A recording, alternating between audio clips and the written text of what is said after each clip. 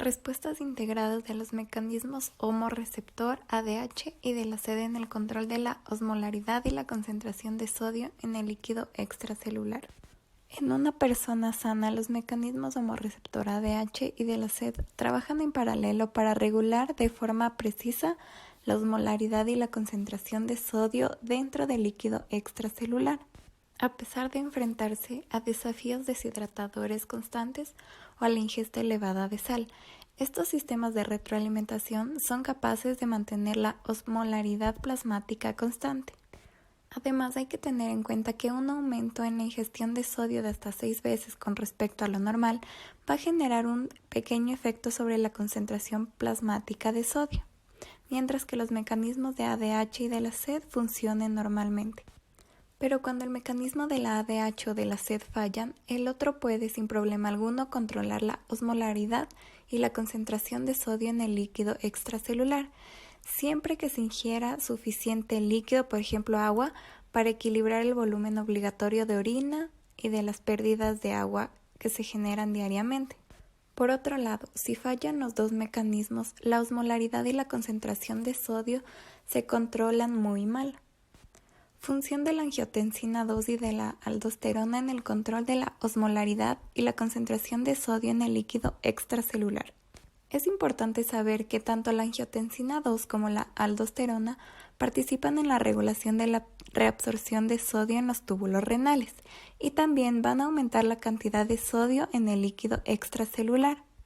Pero ahora, cuando la ingestión de sodio es baja, se producen mayores concentraciones de estas hormonas y así estimulan la reabsorción de sodio en los riñones, impidiendo pérdidas importantes del mismo. Por el contrario, con una ingestión elevada de sodio va a provocar la menor formación de estas hormonas y así va a permitir a los riñones excretar grandes cantidades de sodio.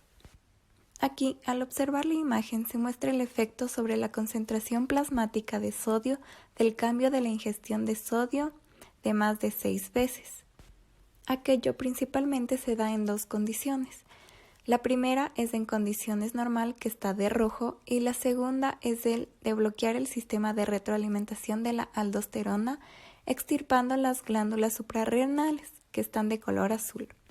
Sin embargo, hay que saber también que los cambios en la angiotensina 2 y la aldosterona no tienen un efecto importante en la concentración plasmática de sodio. Por eso existen dos razones. Primero, la angiotensina 2 y la aldosterona aumentan la reabsorción de sodio y de agua en los túbulos renales, y esto va a provocar que se aumente el volumen de líquido extracelular y la cantidad de sodio, pero cambia poco su concentración.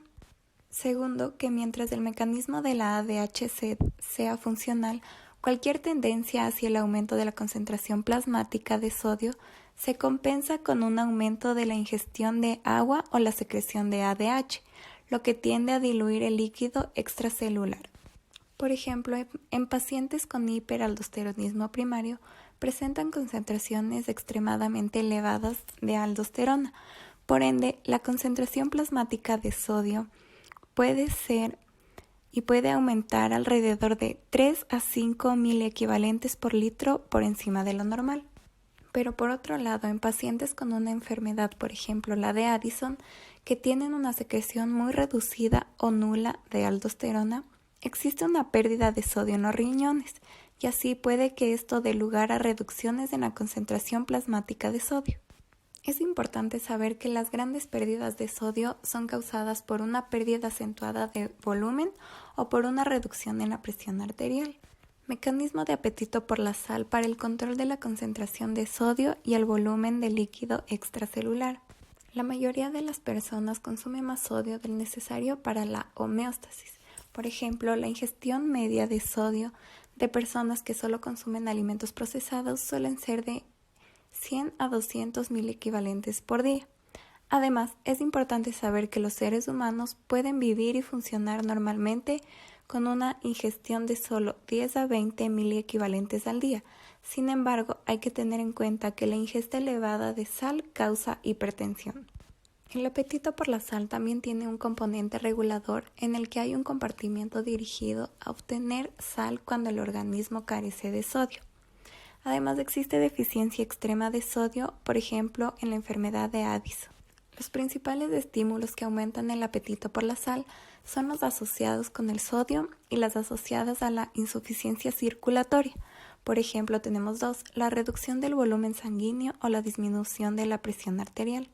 Y hay que saber también que el mecanismo neuronal del apetito por la sal es análogo al mecanismo de la sed, debido a que puede que participe en algunos de los centros neuronales de la región AV3V del encéfalo.